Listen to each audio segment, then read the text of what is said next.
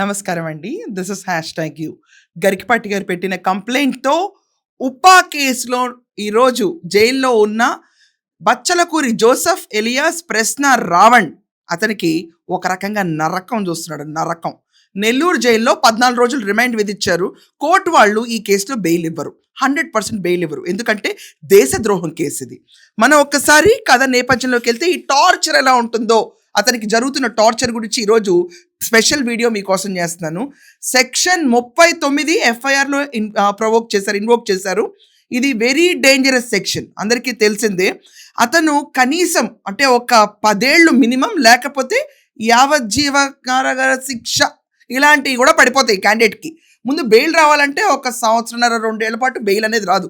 దీనికి ప్రధాన ఎగ్జాంపుల్గా వరవర్రావు గారు, సాయిబాబా వీళ్ళందరినీ తీసుకుంటే, వరవర్రావు గారి పైన మహారాష్ట్రలో పెట్టిన కేసు ఎన్నాళ్ళకు బెయిల్ వచ్చింది, ఎన్నేళ్లు శిక్ష పడింది గుర్తుంటుంది ప్రతి ఒక్కరికి. నక్సల భావజాలాలు ప్రతి ఒక్కదాన్ని ఎవరన్నా వాటిని ప్రచారం చేస్తే ఇలాంటి దేశద్రోహం కేసు అనేది పడుతుంది. ఇది కాకుండా బాబ్ పైన ఇంకేమేం కేసులు ఉన్నాయంటే 13, సెక్షన్ 13, 39, 147, 148, 152 సెక్షన్. అంటే భారత ప్రభుత్వం పైన యుద్ధం ప్రకటించాడు ఈ క్యాండిడేట్ అని చెప్పి ఇతని పైన కేసులు నమోదైనవి. జైల్లో నార్మల్గా ఉంటుంది, నేను చెప్పను, నేను ఆన్సర్ ఇవ్వను అని చెప్పి మొన్నటిదాకా సర్పవరం, మచిలీపట్నం, గన్నవరం పోలీస్ స్టేషన్ అన్నింటిలో ప్రశ్న రావణ్ ఎలా రెచ్చిపోయాడు ప్రతి ఒక్కరిని చూస్తాం. నేను వచ్చి నా యూట్యూబ్ ఛానల్లో సమాధానం చెప్తాను, జై భీమ్, నేను కూడా జై భీమ్, నాకు కూడా ఇష్టమే, జై భీమ్, సమాధానాలు చెప్పడా. ఇతనికి ఒక ఉపా కేసులో నమోదైన వాళ్ళకి ఒక కఠిన కారాగారమైన శిక్ష ఉంటుంది అనమాట రిమాండ్లో. ఏంటంటే మీకు నేను చదివి వినిపించాలి, ఆర్డర్లో క్లియర్గా అర్థమవుతుంది. ముందు ఒక 1/2 కిలోతో ప్యూర్ నెయ్యితో చేసిన స్వీట్లు తినిపిస్తారు. తర్వాత గిలగిలా కొట్టుకున్నా కూడా మంచినీళ్ళు అనేవి ఇవ్వరు, దాహంతో సావాలంతే. పొద్దున్నే 5 గంటలకి బ్యాచ్ వారీగా వస్తారు. వచ్చి 5 గంటలకు నిద్రలేపుతారు. నిద్రలేపి అడిగిన ప్రశ్ననే మళ్ళీ అడుగుతారు. నీ చెప్పను అన్నాడు. 2వ రోజుకి నీరసం వచ్చి ఎంతో కొంత కక్కిసేస్తాడు. ఈ ప్రశ్న రావణ్ అదే చేస్తాడు ఇప్పుడు జైల్లో. సో పొద్దున్న 5 గంటలకు బ్యాచ్ల వారీగా వస్తారండి. లే లే లే లే అని లేపి నిన్న అడిగిన ప్రశ్నే మళ్ళీ ఈ రోజు కూడా సంధిస్తారు. ఇదంతా కాకుండా మధ్య మధ్యలో అడిగినన్ని సార్లు ఛాయ్ ఇస్తారండి. తాగునన్నా, నువ్వు టీ తాగాలి, కొంచెం ఛాయ్ బ్రేక్ ఉంటుంది. భోజనం ఎప్పుడు పెడతారు?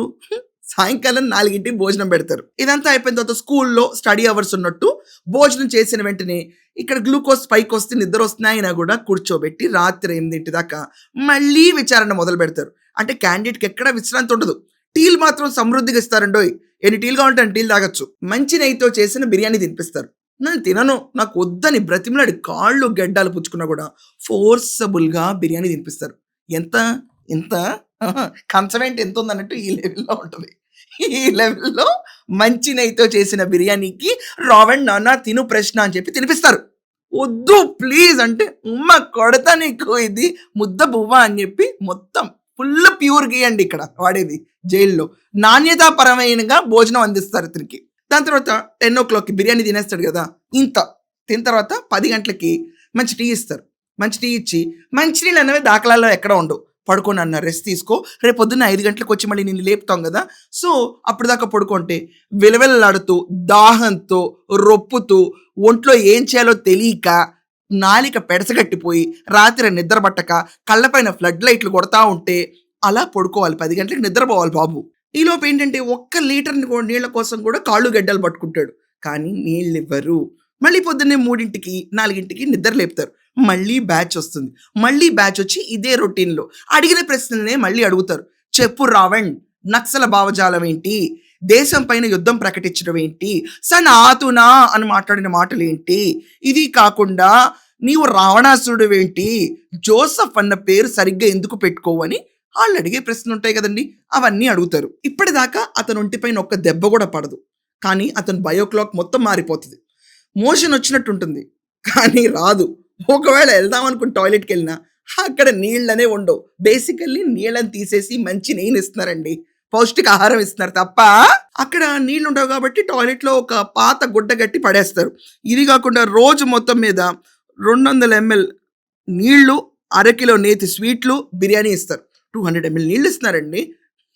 1/2 కిలో నేతి స్వీట్లు, బిర్యానీ పెడతారు. 2 రోజుల్లో వాళ్ళ ముత్తాత పేరేంటో కూడా బయటకు తెలిసిపోతుంది. మొత్తం కక్కేస్తాడు. ఇంకా చెయ్యి పిడికిలి పైకి బిగిద్దాం అనుకున్నా మొత్తం లూజ్ అయిపోద్ది బాడీ, ఏం చేయలేడు.